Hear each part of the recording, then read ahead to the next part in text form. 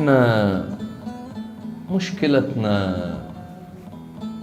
دائما نثق بالإنسان الخاطئ في المكان والزمان الخاطئ. هي المشكلة دائما. مشكلتنا ما نفكر أبدا، دائما نظرتنا جوا رجلينا، نباوع للجوا رجلينا، ما ننظر شهر لي قدام، ما ننظر سنة لي قدام. يعني عجيب والله، تلزم لك واحد تقول له شنو رأيك بفلان، يقول لك فلان هذا ماكو مثله، هذا ما له اثنين بالكون، هذا أعجوبة زمانه.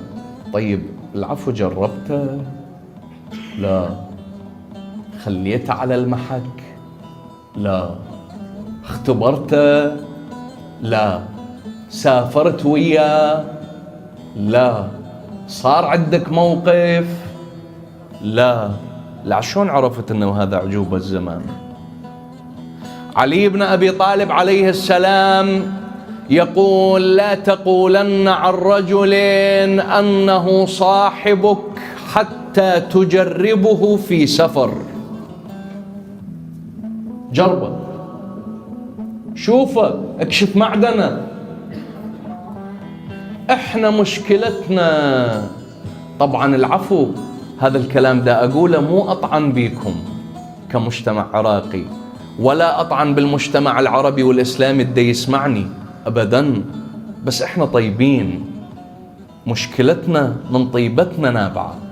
إحنا نصدق باللسان، من نشوف لسانه حلو نتصور هذا شنو، نقول هذا والله مثل ما قلت لك عجوبة زمانه وماكو منه. شوف لسانه مثقف، لسانه خوش يتكلم، نقول هذا أكيد. يعني إذا كلامه هيك فمعناه غير نفسيته تطابق كلامه.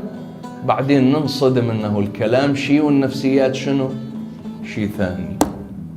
نفسيات مخربة والعياذ بالله.